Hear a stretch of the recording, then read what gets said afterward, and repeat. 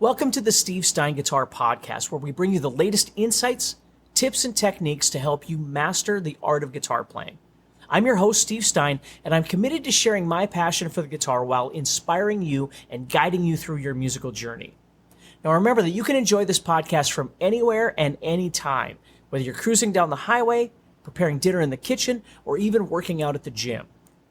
By incorporating the podcast into your daily routine, you'll be able to stay inspired and motivated in your guitar journey, no matter where life takes you. Now, let's dive into today's podcast.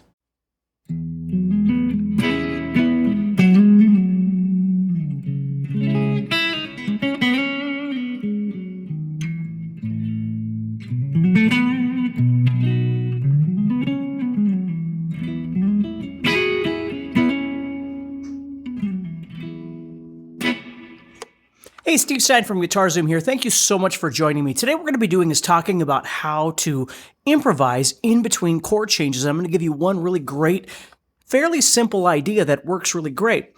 What we're going to do is we're going to look at these different chords. We're looking at E major, C sharp minor, A major, and B major. Now you could play these anywhere on the fretboard, but what this is going to require is a little bit of scale knowledge, and we're just going to start off by looking at pentatonics, and we're going to do what I call chord chasing, which is really just as the chords move, we're going to play that pentatonic scale that relates to that particular chord. So let's say, for instance, we were looking at an E major chord. Now, right above this 5th string bar chord, if I go here to the 12th fret of the 6th string, I've got the E major pentatonic scale, okay? If you know your E major pentatonic. So what I do is I can visualize my 5th string bar chord right here and also visualize this position of the E major pentatonic and see that they're overlapping each other, okay? So here's my E major pentatonic, here's my chord, so I can see that these notes right here are being overlapped. Now, I found just a visual shortcut for me. Instead of just visualizing this, which is perfect, I just, when I descend here, I'm just dropping down into that root right there. And for me, it's a little bit easier because then I can think, I can just do that kind of slide to get into that position from the scale or from the chord. But I'm just visualizing this E major pentatonic is what I'm doing. So no matter where I would have a major 5th string bar chord, if I was on B major, again, the B major is sitting right here. But I can see it right off of that, and now I'm in that position. So that's a really easy way of being able to find that when you're on the 5th string. So our first chord, I'm just looking at that as a 5th string major bar chord right there, E. So I could come up here and just do a little bit of filling with that E major pentatonic. Whatever it is you like to do. Now, the next chord in my sequence is C sharp minor. Now, I could go to C sharp minor right here, and then C sharp minor pentatonic right here, which is the same as E major pentatonic. It's the same scale, all right? So that would be just fine. So if I played something,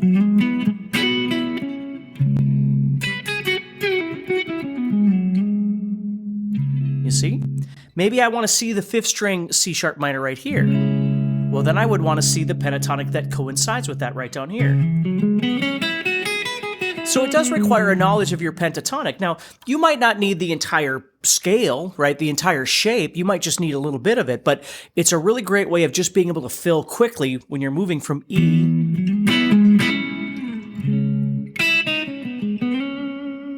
or you could have done that up here, whatever works for you. And then here comes A major. Well, I could do A major as a 5th string bar chord, which is technically the open chord right here. So I could have done something there just like I did on E, right? Or I could have gone to the 6th string bar chord and just built off of that. Now it works the same way that the 5th string did, except when you get to this 3rd string, you're going to have to move back 1 fret.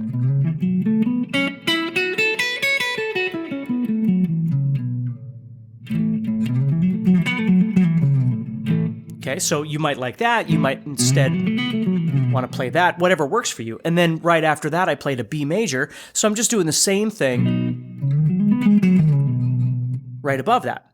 So let's put this together. So I've got my E major,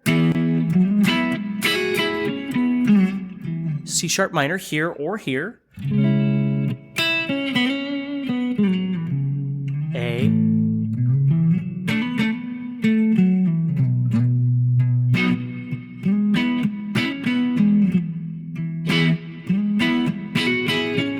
now, you might think to yourself, well, why didn't I just stay in, if all these chords fit in the key of E major, which they do, why wouldn't I have just stayed in E major pentatonic the entire time?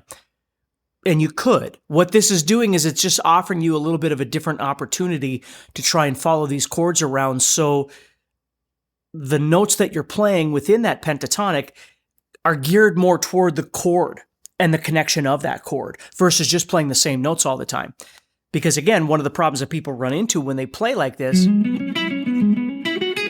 so over E, over C sharp minor, A, nothing sounds different. It all sounds the same. Where if you do it this way, the beauty of this is it doesn't matter what chord you'd go to. You could go to a chord that doesn't fit and still follow it. You could go to an F major chord and still be able to follow that wherever you go. Or you might have gone to, C sharp minor, which doesn't, or let's say D minor, which doesn't fit. Well, you could have still followed that by playing the pentatonic, or if you know diatonic, you could have followed like that or something like that. So there's lots of cool ways of doing that. If the progression was a little bit faster,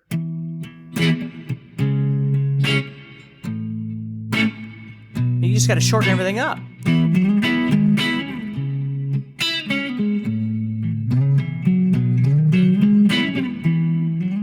Now, if you weren't playing both rhythm, maybe you're just playing the solo. You could be, or just kind of comping over the top. Your guitar player, other guitar players playing the E, 1, 2, 3, 4.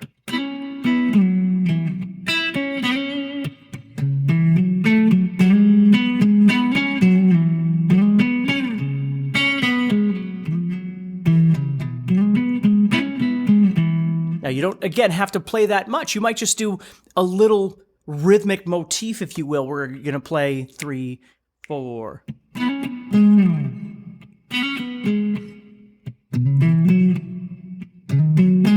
It might be just something very small like that you're adding in between.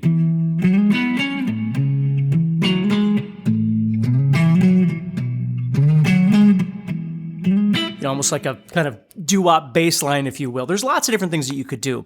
So thanks for watching. Do me a favor. If you're looking for in-person, guitar lessons, we now at GuitarZoom have the GuitarZoom Academy available. So all you need to do is head over to GuitarZoom.com and check that out. If you like our podcast and want to hear more, remember to press the subscribe button on the app that you listen to.